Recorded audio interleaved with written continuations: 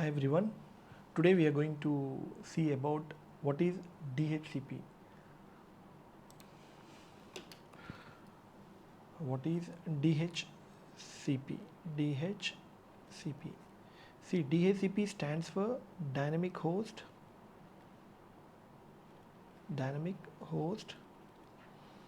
Configuration Protocol. Configuration Protocol. Okay, DHCP stands for Dynamic Host Configuration Protocol. And what is the use of DHCP? Automatically it assigns the IP to all the computers inside the network. What is the meaning? See, for every computer it requires an IP address. So normally everyone can go inside TCP IP properties and we can assign an IP address. If you have 4 machines, 5 machines, 10 machines, 50 machines, 100 machines, no problem. We can sit and we can assign, we can remember what we assign. If we have a very huge network where as a human we cannot go and we cannot interact with every machine and we cannot give the parameters like IP address, subnet mask, gateway and all these things. So what we can do, we can put one dedicated machine called a server machine and we can make that machine as a DHCP to allocate the IPs to all the machines inside the network. And to configure this DHCP, we don't require a domain or we don't require any domain controller. Only the thing is the systems should be connected in a network. Okay, so let me explain you basically how it works. See, for example, if we have some machines inside our network, these are some machines which are inside our network and we already have one server called DHCP. So first thing what I told, connectivity should be there. Connectivity means these all machines should be connected with cables. All the machines should be connected to one network device. What is that network device? We see later. Just for connectivity. Connectivity means what?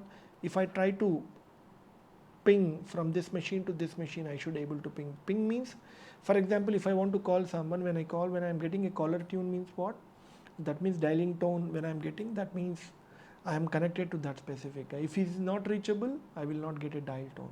So that is the meaning of ping, P-I-N-G, ping. Okay, ping is just to check the connectivity between the machines. So first thing, in DHCP, it is mandatory that all the machines should be in a network. You don't require any domain or you don't require any domain controller. And then this machine should be a server machine. See, basically in operating system, we have two types of operating system. In operating system, we have two types. One is called client and one is called server. In short, let me tell you what is the difference between a client operating system and a server operating system. Client operating system can accept the services. The server can provide the services. See, for example, a trainer can give the knowledge, students can take the knowledge. In the same way, a server can provide services. See, in a server we have many services by default which are there but still not enabled. Not enabled means it is not working, it is in a sleeping mode. So what we have to do manually, we have to go to the server machine and we have to configure this. We have to enable this role called DHCP and then it starts working as a DHCP server. And then what, as an administrator, it will not work automatically. Anything you are the one who should give all the parameters called what is the range that I can assign. For example, I can give my DHCP server, okay, start assigning 192.168 1.10 to 192.168 1.200. So what it will do automatically, it will assign the IP from this range. Okay, what is my gateway? My gateway is 192.168 1.100 is my gateway. What is my DNS? 192.168 1.1 is my see, all the terms, technical terms, what I am talking about, DNS, default gateway, all these things we see later. But at present, just focus that DHCP is a server. To that, as an administrator, we are the one who should give all the parameters to DHCP. In a simple, what is DHCP? Dynamic Host Configuration Protocol, used to assign IP automatically. Automatically means you are the one who should configure this DHCP. How to do the configuration? We see a dedicated lab for that one. Okay. So, and this DHCP can be configured on a server and this DHCP can be configured on a router.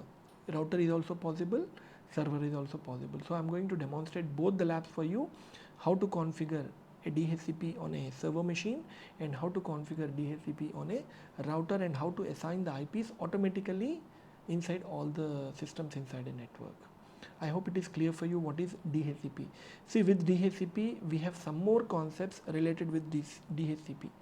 One is called DORA, DORA, and one is called API, PA, APIPA. So these two terms are also interrelate with this DHCP. Just let me explain you how it works.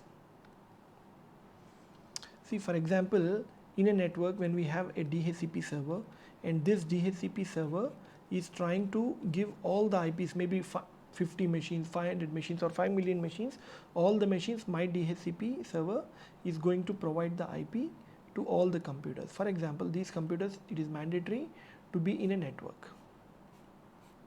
So whenever, for example, this is my brand new machine, whenever my machine boots up in a network, so initially what it will do, it will send a discover message. What is the meaning of discover? It sends a request to everyone stating that please tell me who is the DHCP server. So in this discover packet, you can find that who is the DHCP server. So it should get the information. Now who should respond back? The DHCP server should respond back that yes, I am the server. Okay, for example, this machine is the DHCP one, DHCP. Okay, so now what this guy will respond back to him, yes, I am the server. So what it called offer. So O stands for, it will not provide any IP address. It will tell yes, I am the DHCP, what do you want? Then it will request. Who will request? This machine, this client. For example, this is my client 1 machine. This client machine requests an IP. See, this is an internal process. You are not going to sit and you are not going to do all these things. So simply whenever a machine boots up, automatically it is going to get an IP. So how that automatic process, back end to the automatic process, what is happening, I'm explaining here. Okay. See, D stands for discover, O stands for offer, R stands for request, and finally it is going to get the IP address in acknowledgement. In acknowledgement, the DHCP will provide the IP address to this one. So this concept is called DORA.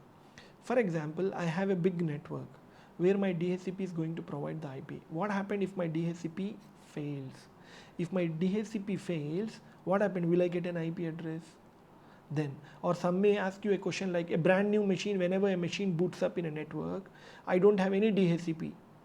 Will I have an IP address? Many people think that no, I don't have any IP address. Or some may say that, okay, I get 0.0.0. No. You have an IP address, but it is not assigned from a DHCP, it is assigned by yourself. Yourself means the machine itself keep its own IP. That IP is called APIPA, API, PA. What it stands for? Automatic Private Internet Protocol Address. Again, what is an APIPA? Automatic Private Internet Protocol Address. So let me explain what is this APIPA.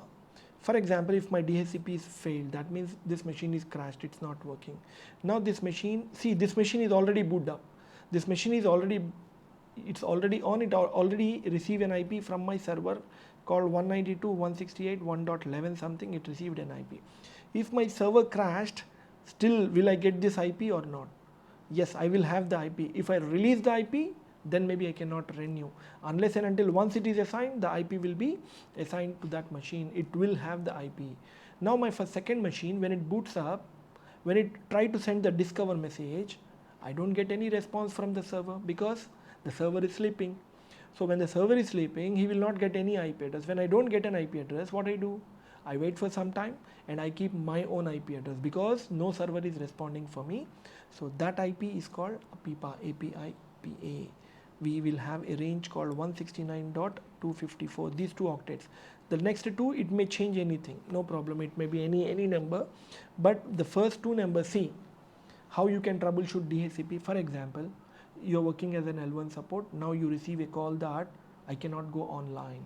So first step, what you should do, you should check whether you're getting the IP address, subnet mask, gateway, all the DNS, all the parameters from the DHCP or not. So for that, what you can do, you can go to command prompt and you can check the IP address. Once you check the IP address, you came to know that your IP is having 169.254.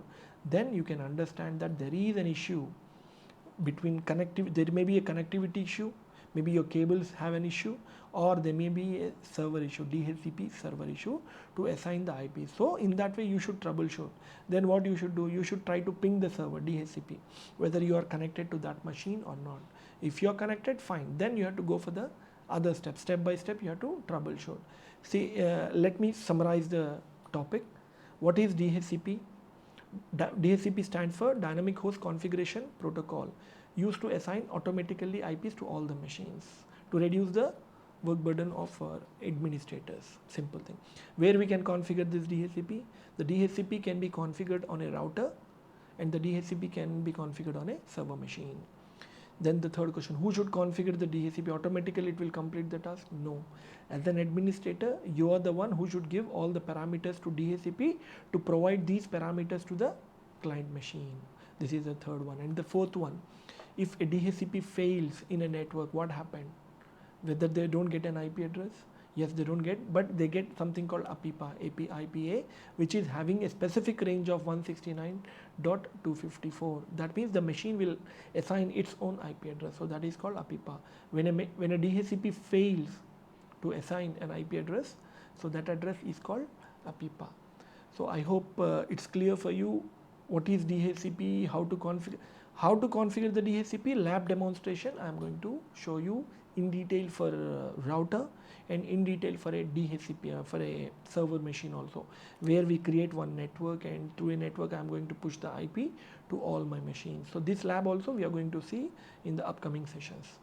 Anyhow, thank you. I hope you enjoyed the session. Thank you for choosing Tech Skills. Thank you.